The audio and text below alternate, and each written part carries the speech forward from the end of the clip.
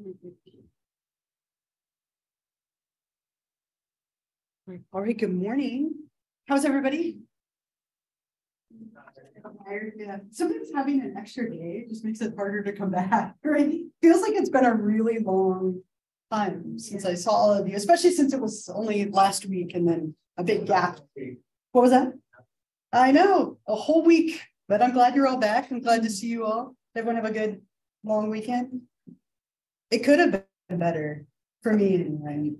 Brady lost on Monday, right? That was really sad. I expected it. I actually didn't think he had any chance of winning. I mean, I wore my special Brady socks and I wore my Brady jersey and my Brady hat, and yeah, I wanted to turn it off like all the way through, and then when it was obvious there was no chance.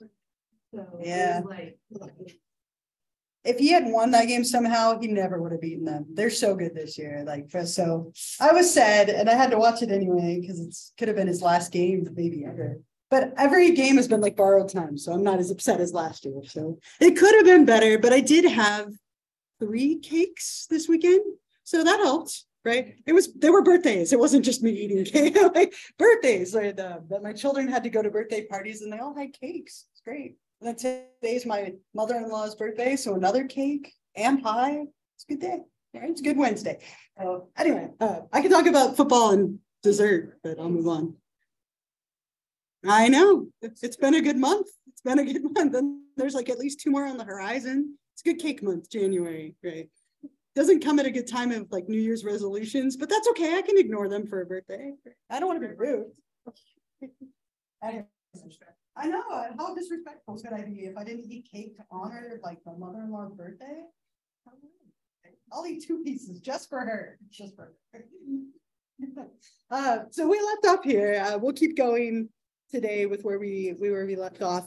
Last time we got through kind of a bunch of different cultures, a bunch of different times, looking at that idea of sexual intelligence. What we'll do today is we're going to really focus on sexuality in our country today. So we're going to focus on sexuality in like early America and then in the 20th century United States.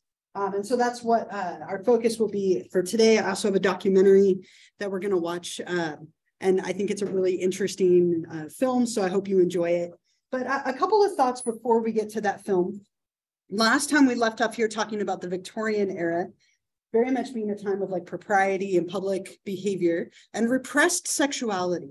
And that carried over a little bit into like early America, right? And when we look at early America, we look a lot at the Puritans.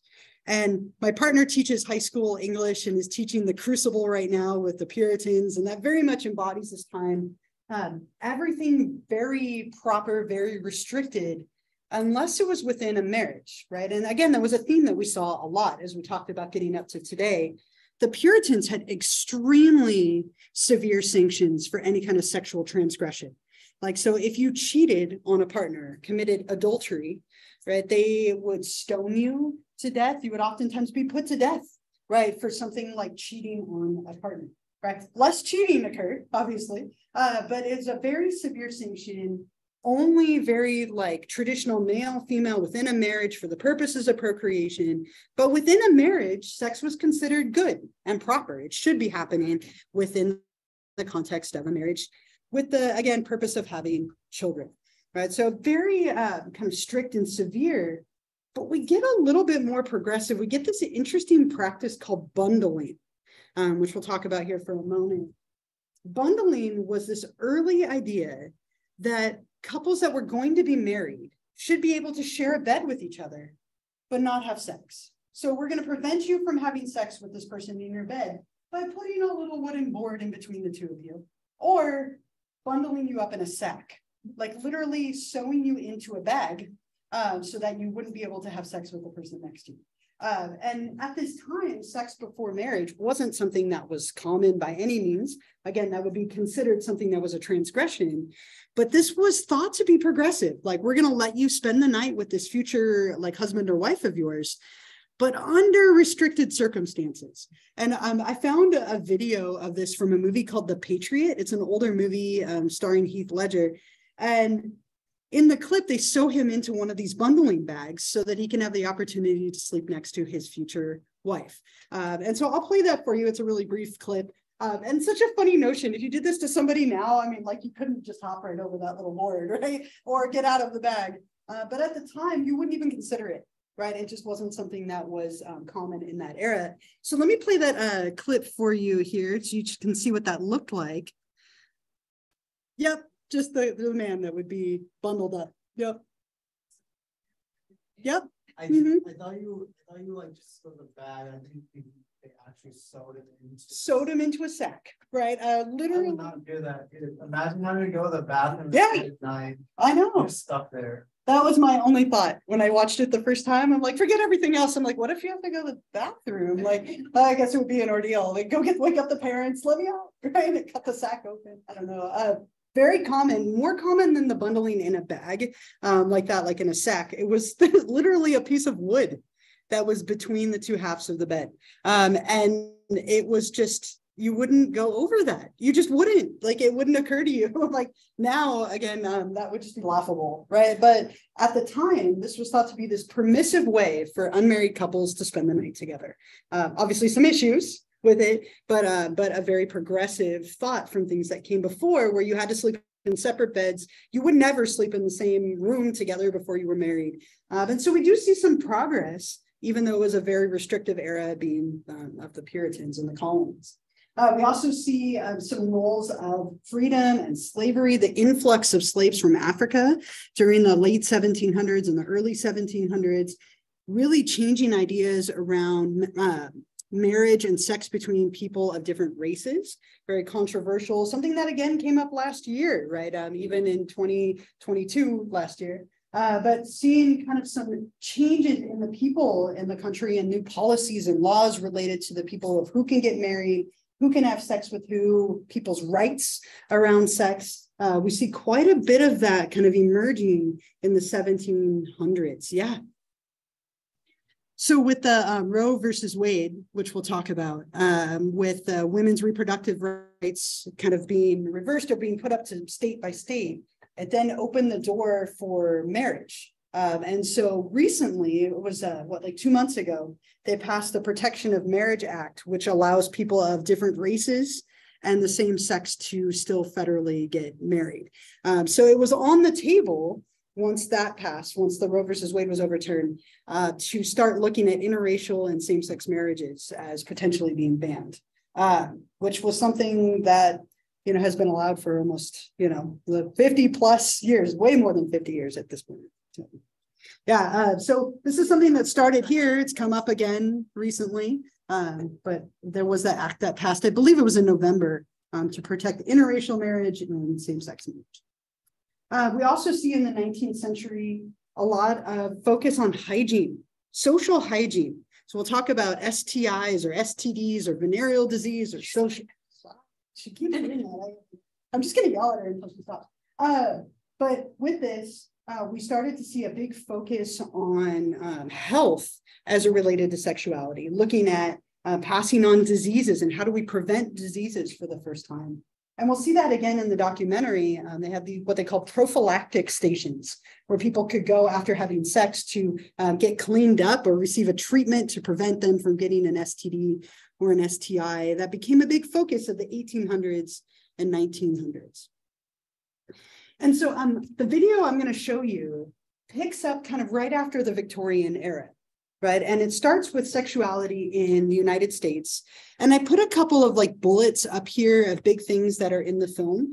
You don't need to take notes on the film, but definitely pay attention.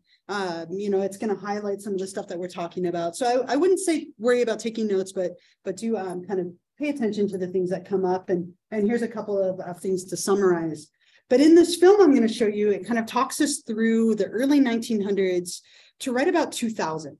Right. So it doesn't maybe capture the last like 15 to 20 years. It just starts with like the internet, and you can laugh at the early internet stuff that's in there. But I think what is the most interesting of this is they'll talk about the bicycle as the threat to human sexuality, as I mentioned last time, that it would ruin women forever if they rode a bike.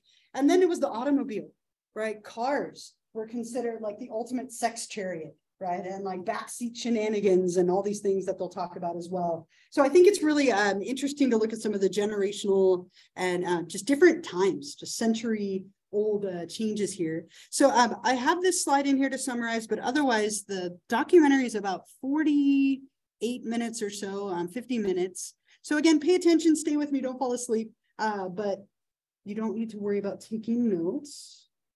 Oh, it booted me out. I had it already. Now I have to remember my password.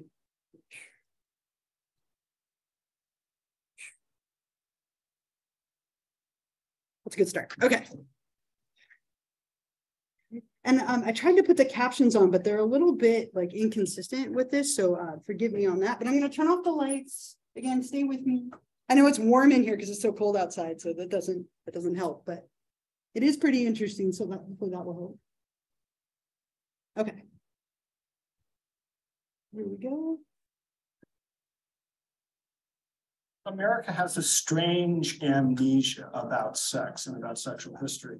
We think that there were a good old days. We think that America used to be more innocent. If you want to know what sex is all about in current affairs, look at history, because it repeats itself over and over again. And you'll find the roots of anything happening today in the past. To be sure, intimate relations have forged our identities just as they have shaped the world in which we live. The impact of sex is immeasurable. For without sex, there would be no history. All right.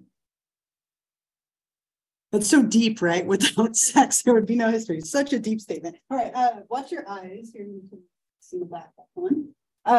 I think a really cool documentary. I love just the revolutionary changes over time, right? I'm thinking that the clitoris was a statue in Greece, and like that the automobile and the bicycle and all these things were scandalous. I mean, it's just come such a long way, right, from some of these things, and it leaves off right around like 2000. We've come a long way since then, right? The development of the internet. I love the chat rooms on there and the comments, right? It's just really wild to kind of look back at some of this history, and you can see even in that video, like we were talking about last time, there's like a progressive time and then a backlash, progressive, backlash, right? And we kind of go back and forth constantly. And again, I put some of the kind of main things, some of the bullets up here. But yeah, any thoughts, reactions, questions? Yeah. What do you want to bet that if they made a documentary like this, like maybe like 20 or 30 years from now, Yeah. that like things, the chat room thing, like sort of had a resurgence because of things like, I don't know, like Instagram and Twitter DMs and like Discord texts, but like particularly online platforms like that. Yeah. Kind of came back.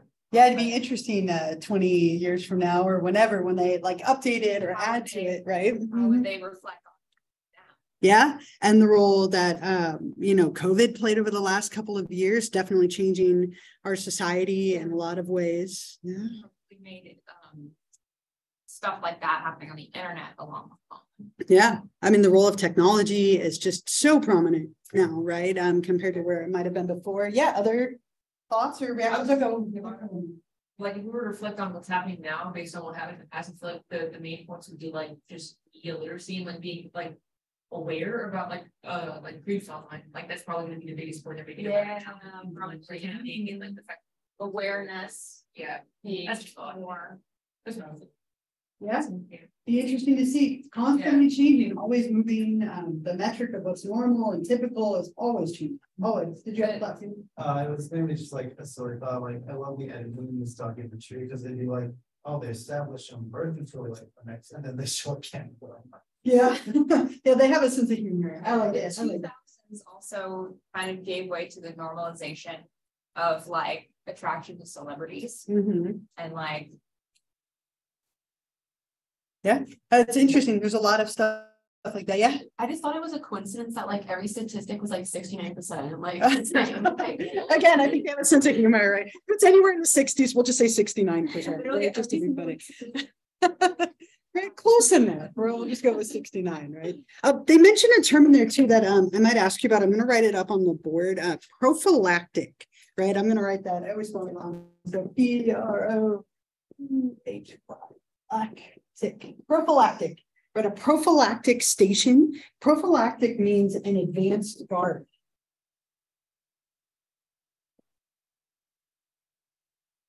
And so they set up these prophylactic stations, right? They say, I'm going to go get a pro afterward, right? These were really popular in the 1900s to try and, again, increase hygiene, right? And so oftentimes, traditionally, men would go to these prophylactic stations where they could take a shower, where they could receive medication like antibiotics, right, as like a preventative measure, or an advanced guard, like a preventing the transmission and spreading of STDs or STIs, which were called social diseases at the time, or venereal diseases. And so this was something that was very popular at that time, right? Along with the other things that they talked about, the changes in gender, the changes in relationships and sexuality, often because a lot of the wars, right? All these wars caused quite a bit of change in the way that we viewed gender and sex across time. Yeah. I remember when they were like showing off like the soldiers when they go to, and like the sinks have like a little section to clean themselves like that. Mm-hmm. Yeah, right. And it was common. And when we sent troops overseas, right, going from abstinence to providing condoms. I mean, it was just all these changes that came from our involvement in these wars. Did you have a thought? Yeah, I just have to remind me. I think now they use that, like they have what's called like post-exposure prophylactic for like AIDS. Yeah. Now that's the only time in condoms I've heard that now. Right. And it's super cool they have that. Yeah, like it's a lot more effective if you think to be exposed to it. They have that. Like it's like a couple of like those. I think it is. Yeah. That can help to minimize your chance of acquiring like something. Yeah. Uh-huh. I went to see Mean Girls at the Pantages the other day. Okay. In Oh, the nice. bill, there's like a full page ad for That's pretty sweet. And yeah, and my mom was like, "What musical is that?" I'm like, "That is not a musical." I want to go see that. On the January 5th. January 4th. That's fun. It was like someone did. It was like someone like a pose that you said prep on the bottom. There's like a QR code that said learn more. Interesting. Making a comeback then. I like that. That's fun. Yeah. They didn't discuss the morning after. Oh yeah, not too much, right? And so that's something that that's also quite controversial, right? In the last like year or so, and we'll talk about that when we get to contraceptives and birth control. We'll talk about it a little bit more. But yeah, a lot of changes in not only creating the pill, but like different contraceptive methods, going from sheep intestines to latex, right? A lot of changes over time, right? Be grateful for some of them, right? Yeah. That's a good change. And the media constantly plays a big role in sexuality, constantly, right? The media tends to set a metric for us of what's normal and what's typical and what's okay and what's not okay. And this is just constantly evolving, right? Just the moment you think something is okay or not okay, it changes, right? And the media is often a big purveyor of that. They talked about The Kiss, right? So back in like the late 1800s, The Kiss was the first film to feature two people kissing. And I have a clip from it. They showed a little bit of it on there, but I just want to make sure you've actually seen it because it's incredibly awkward. And yet it was so controversial. People like boycotted this film. Other people lined up, as they said, spent nickel after nickel. If only movies were a nickel now, right? That would be amazing. But it was just such a cultural phenomenon that we could see two people kissing for the first time. And I have a clip of this. Let me play it for you. And it's just odd, but it was 5 years ago isn't the same as what is today. This is it's constantly evolving. TV, movies, music videos, magazines, right? Anything that we see in the media, again, it just sets that metric, right? It tells us what is acceptable. It sets those norms. Advertising notoriously uses sexuality. We'll look at that a little more later in the semester. The internet, right? Dating, chat rooms, technology, texting, right? Like a million things that are always evolving. So we are growing and changing, sometimes going backwards, sometimes going forward. And the media is always playing a really big role in that. So we've come a long way from that 1800s Kiss video. Again, super awkward. And a big part of that has to do with what's being put out there on the internet and in the media. And so I think that's the last one here. Are there any other thoughts or comments, questions, anything else related to this for now. I have one more kind of funny documentary. I think it's funny because again, it's culturally different times. That we'll watch part of chapter 2 with Kinsey, who they mentioned in here. It's a big part of what we'll talk about next week. Yeah. Imagine trying to explain like the concept of gender development that age. Swipe on what? What am I swiping on? Right? Yeah. I mean, just even the idea of online dating, right? Or forget it, if we're backing up, right? The internet, right at that point. But yeah, I mean, you probably know your parents or grandparents. My poor mom still thinks she's sending airmails to me. Like, what's an airmail, mom? Like, my kids, they're better at technology than I'll ever be. Like, my 10-year-old could run laps around me with technology. And so it's, yeah, generationally, it's so different, right? Everything is different. Sometimes it's better and sometimes it's worse, or a little bit of both. Yeah. Anything else? Anything else for now? So chapter 2, which we'll start next time, because I want to take attendance. I'm going to take attendance one last time today, and then I won't ever do it again. But chapter 2, what we'll look at are some of the famous sex researchers, focusing mainly on a couple of bigger ones like Alfred Kinsey, but I'll mention some of the smaller ones. And then we'll do some activities related to exploring all of you being sexologists and little sex researchers. So we'll talk about that more on Monday. Something to look forward to or dread, I don't know, one or the other. Some of you look nervous all of a sudden, that's okay. So I'll give you a moment if you'd like to pack up, and then I'll take attendance and we'll call it a day. Oops. What's this?